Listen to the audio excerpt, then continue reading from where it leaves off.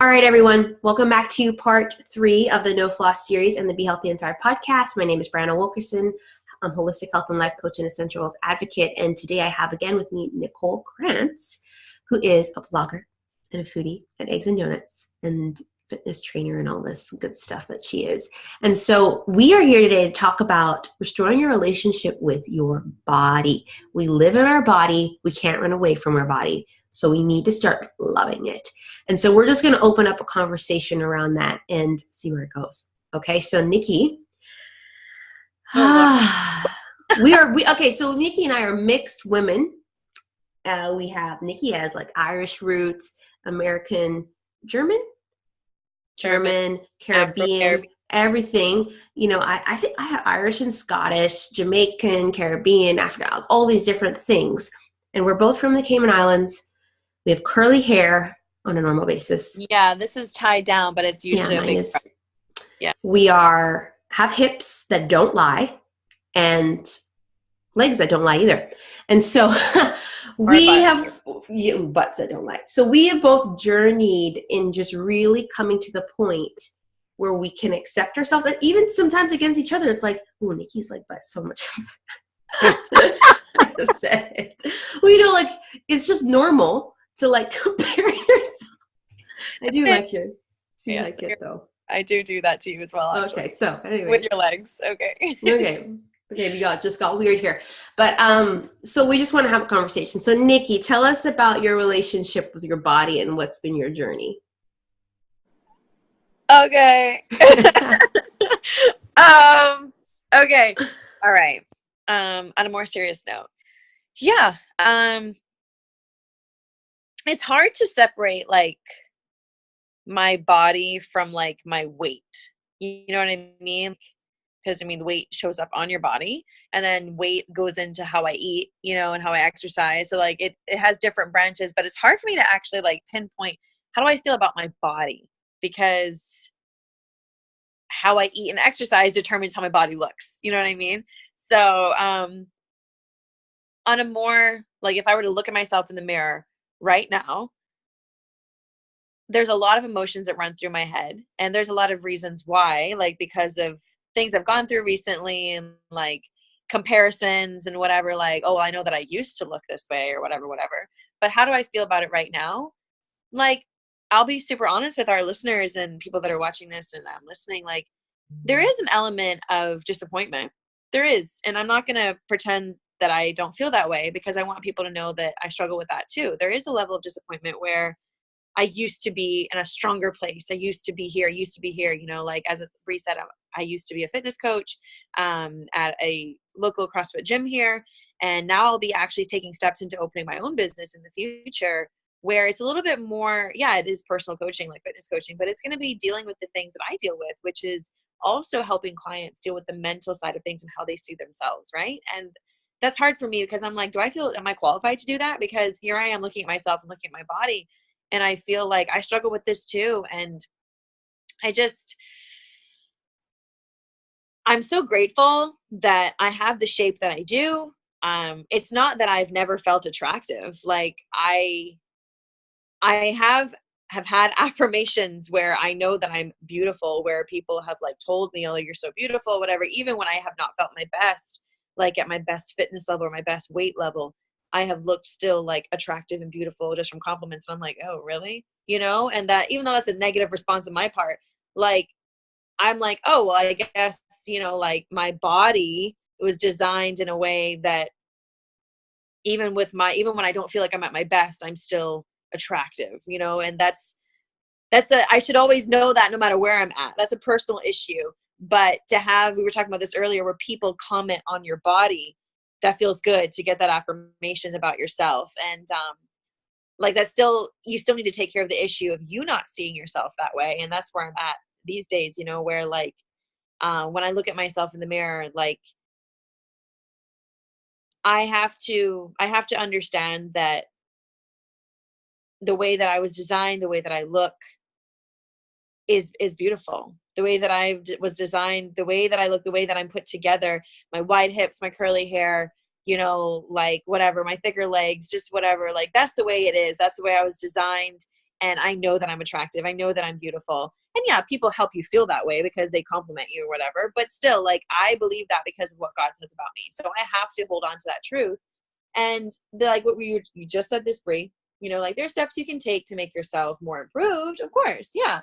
Like there's things that you can do, but I want myself and for everyone else is listening to know that you are well and fine and beautiful and perfect and amazing, whether you take those steps or not, you know, and you should take those steps for your health, not for your like size jeans, the size of your jeans, or like the way that your butt will look in this skirt, you know, like that's a plus, but you should take steps to take care of yourself because of your health on the inside, you know, like not because of, you know, like, oh, my butt is this size. Like, hey, it depends on where you are in the world. Maybe that's like we were just talking about this, like if you're in Africa, then be awesome, you know, like, but you know, there's a lot of shaming that happens in the media too, that like, oh, well, like African women are like bigger, or like Afro-Caribbean women are like bigger and wider, and that's celebrated. But if I go to Europe or Asia, you know, like I'm all of a sudden obese.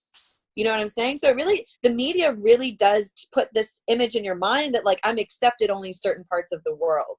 But really, you're accepted everywhere because God calls you amazing and perfect and has no flaw, you know? And that means no matter where you drop me on this planet, I'm actually perfect where I stand, and I am enough in whatever size jeans I am. And all the issues that I carry in my back pocket of the abuse that I dealt with to get here, and the things that I've done to myself to get here, the size that I am, losing people in my life, losing my job, whatever, like whatever your issues are, and you like however you've dealt with that, and you are the size that you are now, you're still enough, you know? And you're not enough once you reach XYZ place. Like you're enough right now. And that's, even though I feel disappointed because I remember where I was, I'm happy that I'm alive and that I'm healthy. I'm happy that I'm grateful that I'm still able to move. I'm still able to do something about becoming happier with my health. I'm in a position that I can take care of myself, you know, and I have to be grateful for that. And it's not fair to do what I just said and compare, because your situation in life 6 months ago, a year ago, 5 years ago is not what it is right now. So that's not fair to compare. So how I feel about my body, I have a lot of emotions towards that. I'm grateful and I have motivation to make myself improved, but not motivated out of shame, not motivated out of annoyance for myself, not motivated out of like hate for my body, when I feel like my fitness journey has really been motivated by self-hatred. And it gave me great results, but look what happens when it falls away. How do you deal with it? Oh, I hate myself for it, you know? And like, that's not fair to do to yourself, you know? So that's just been my journey of just like really swallowing the fact that like, hey, I'm grateful and I'm motivated out of love. I'm not motivated out of self-hatred anymore, you know? So yeah. And that's it. We're done.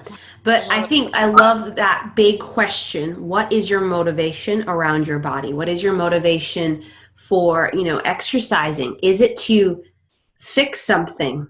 You know, what is your motivation for eating well? It's all about your mindset there, and like, what is your why? You know, Yeah. and I love that you pointed out that if your motivation isn't genuine, if it isn't really for lasting change and to care and love yourself, whether it's food, your body, or whatever it is, it will work for a while, but it may not stick. And You not know? yeah. Yeah, and I love that, and I love that you just shared how open, honestly, about that. But I think for me, really, my journey with my body, I think I was okay with how it was, and then I lost a lot of weight, and then I became obsessed, and then gained back the weight, and there was so much shame around it, being like, how did I let that happen? How did I gain back that much weight? And then like, yet you couldn't get out of it, so there's so much shame around that. And when I came to a point, though, it's like, I'm going to love myself however I am, because it's going to change. This body will always change. People's opinions will always change. Then I can actually go forward and do this, because people will say things all the time about your body, and they It's don't. amazing how much we hang on to that, you know? Yeah, and it's because we are looking to outwardly for affirmation inwardly, but that's not how it works. You need to be inwardly affirmed, and then whatever people have is like almost bonus, maybe, Yeah. or you can choose to listen, but you don't let it define you. Right. And I love how you talked about even how God's like, there's no flaw in you, and actually being made in his image. Like if we actually read Genesis, it says in male and female were made in God's image. I'm like, I wonder, God is pure, God is loving, God created the world, so he must have some sort of beauty in him and all these things. It's like, I am like marring God's image when I say these things about myself. Like I am like saying something about God, your work wasn't perfect. And it's like, no, his work is perfect. His work is complete. His work is finished. It is me saying that I need to be fixed. And yes, there's room to change our bodies if we want to be healthier or leaner. There's nothing wrong with that. But I think what you were saying, what is our why for that? Yeah. If it is from a place of self-hatred, it's not going to be good, versus like coming to the place to do whatever you need to do to love yourself. So for me, practically, sometimes that's, regardless if I've gained a little bit of weight or not, I'm like, I'm going to start dressing up. I'm going to start doing my hair. I'm going to start putting lipstick. I'm going to start wearing those cute jeans, Right. Yeah. you know, and I'm going to present myself as if I am confident, even though I might not be. I'm going to present it because I want to get there. It creates confidence. Yes, it does. Yeah. And whether it be like, you know, and also I just think practically, not even in regards to weight and all that, is I think there is this relationship with our body that, you know, so for example, I was sick last week and I still have a little bit of cold in my throat.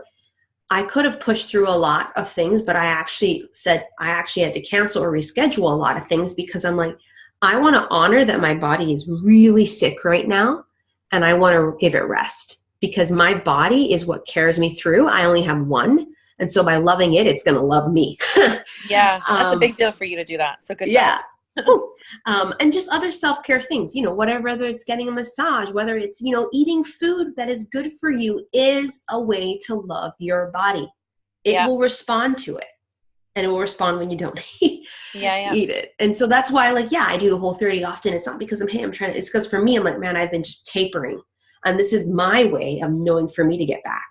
And other people have their ways too. And so I think practically is just really start treating your body as it is, you know, the word talks about as it's royalty. It's royalty, God's temple. And there's one of them. There's only one.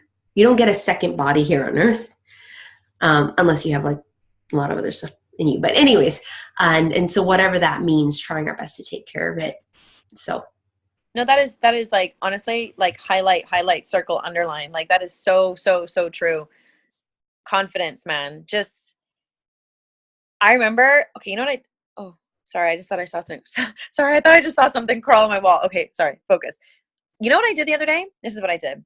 I always feel, summer's coming up, right? So I always feel, I said this to my fiance, Maxim, the other day, and I remember he got not upset at me, but upset that I would think this. And again, we talked about this earlier, what you say has so much power. You actually do believe that. So you can just, even when you feel like you want to say something bad about yourself, don't like replace it with something positive and you will eventually believe it, right? Summer's coming up. I always feel like, well, someone with my body type, this is how messed up our minds are. Someone with my body type shouldn't be allowed to go to the beach. That's what I felt, right? Not allowed to go to the beach. I shouldn't be allowed to wear this type of swimsuit for my body type because it won't look good. So that's like an offense to go to the beach with that swimsuit on, because it's like, okay, well, honey, like, don't wear that. Like, that makes you look bad. Like, your body's not really like it doesn't like look good on you. It doesn't suit you. Like, I'm doing you a favor for you to not go to the beach and wear that. Like, please don't. That's like my inward me. Can you believe that? So, you know what I did? This is what I did. I ordered a swimsuit from like an online store, Etsy. We have this joke about Etsy. I tell Brianna, don't ever go on Etsy. It's like an addiction. Don't ever do it. But like I purposely did this for like therapy. I said, no, I'm going to buy this swimsuit that's supposedly not supposed to look good on me. And I bought it. And I'm planning on this, or not this weekend, but like, you know, like I'm planning on going one weekend with me and my fiance. I'm like, I am going to wear this swimsuit loud and proud at the beach. And I will I understand that like my legs are not as firm as they used to be. My stomach is not as flat as it used to be. And I do not care at all. Like I have just as much right and allowance and ability and like, just like I have just as much right to be at the beach as everyone else wearing their swimsuits. Like, the beach is not a place to go and model, but that's how we feel. Like, when we go to the beach, it's like, oh, well, all these women wearing these swimsuits, like, these are like model type women. You know, this is the place to show off your body. And I'm like, well, I don't want to show off my body. I'm not where I want to be. I don't want to show off anything. And I'm like, no, the best way to combat that is to purposely wear the swimsuit that you're not comfortable in. And then you gain confidence as you walk down the beach. You gain confidence as you walk around people and be like, yeah, this is where I am. This is who I am. And you know what's attractive is your confidence. That's what's attractive. Like, I have stretch marks. I have cellulite. Oh, wow. Like, I'm the only woman in the world with that? No. You know what I mean? Like, and nobody cares when they see that. They care about the way you carry it. They care about the way you see yourself. And that drips off of you when you're walking into a room full of people, when you're on the beach. The way you see yourself definitely drips off of your facial expression, your attitude, your body language. And that's what's unattractive or attractive about you, you know? And it's not about like your skin or your weight or whatever. It's the way you feel about yourself. So that was a practical thing that I did. I'm like, no, I'm going to buy this swimsuit purposely. And I'm going to wear it, as I have just as much right to be there. I have just as much right to show that, like, I am beautiful and I can own this, you know? So if you feel like you don't fit into something really well, you should buy it anyway, you know? But yeah, that's it. That is so practical and so true, because I think what you're saying too is that we have somehow developed this belief, regardless if it's at the beach or not, that like, I'm not allowed to do this. Allowed. Yeah. And it's like, who is giving you permission? Like, specifically, like, who, you know? It's like, well, I'm actually not giving myself permission because these people probably wouldn't. And who knows? The beach might be totally empty, you know? And so I think it's that mentality. We have this trance of like, you should only be like this. These are the people that should wear 2-piece. These are the people that should wear 1-piece. These are people who just cover up in town. And it's like, no. The media does that too, you know? So. Yeah. And I think we just need to take ownership. And then just even in regards to even the media too, it's like in society is that, you know, they're going to tell you what's healthy and what's not, and that might not be true. They're going to tell you what's beautiful and what's not, that might not be true. We just live in a society that we need to start challenging and questioning. Challenge it. Yes. And if not people, just like ourselves. So like for you and I in the Whole30, the reason why that just changed our lives, it's like we actually learned how food impacted us. Yeah. And like, why shouldn't I eat this? Oh, this is why, because this is how it affects me. Oh, it does that to some people's bodies. That's interesting. Versus just taking it as it's women. That's why I love doing it with people so much. It's like, it's just a way to empower yourself to know the truth. And so I love that. And I just really want to encourage people, you know, we asked our question, what is that motivation around doing different things in our body? But like, what are you allowing and not allowing yourself to do? What are you giving yourself permission to do and not to do? Because what do you actually want to do? If you want to wear that bathing suit, maybe you need to go buy it.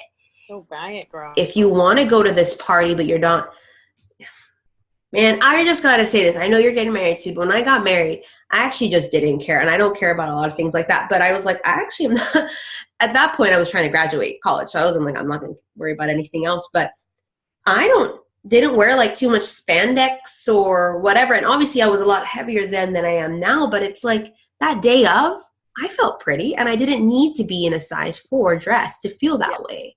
Right. And it's just like, I'm going to dress where I'm at right now and I'm going to love it. And obviously my husband didn't care. And so I think there are certain things in life that we, especially as women too, are like, I need to be like this. Sometimes not even for our own wedding, right? It's like other people's. It's like, I got to, you know, I'm like, I gotta show her up. I know. Or like the beach or summer. And it's not bad. Those intentions are not bad, you know, but I'm just saying is like, where are we coming from with those as well? And even when it comes to, I think certain things like gaining back the weight and are just being, you don't want to maybe go to places you were or go back to the gym you were, or, you know, because you're scared. And people, and I'm not going to say and people are mean sometimes. So people might judge you. Yeah. They might. But who's actually the better person you hear, because you're learning to go into situations and you're learning to be brave and courageous when you don't feel like, and you're telling people, yeah, you know what, I did that happen, but I'm changing now. I'm ready to get, I'm here taking care of myself. Same thing with our faith, same thing with everything. It's like, we all waver. Right. And with my finances, like some months I'm better, some months I'm like, man, I'm due. but then it's like, I'm going to try again today. I'm going to try again this month. And so. And you don't owe anybody an explanation. Yeah. It's funny. I was talking to someone and she was just even saying how we think about ourselves 90% of the time. And we think people are thinking about ourselves 90% of the time when they're actually only thinking about ourselves 10% of the time. And they're thinking about themselves 90%. We think people are thinking about us a lot more than they are. They really are.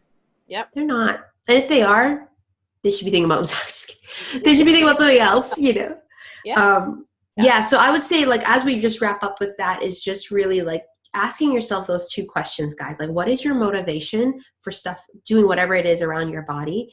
You know, what's going to make you have that confidence? And actually a third one, what are you giving yourself permission to do? And if you need to practically go and buy a swimsuit, go book a massage, whatever it is, go and do it. Be vulnerable. Yeah. Be vulnerable. Dare greatly. Okay. Well, that's it from us, guys. Be sure to grab the No Flaw Journal where you can process this some more. It's a freebie. Sign up for my 2 master classes locally and online, one on the 15th, one on the 19th, I think is what I'm going for, as well as check out my 6-month coaching program that opens for registration March 19th. So thank you. Stay apart for part 4, restoring your relationship with yourself. Yay.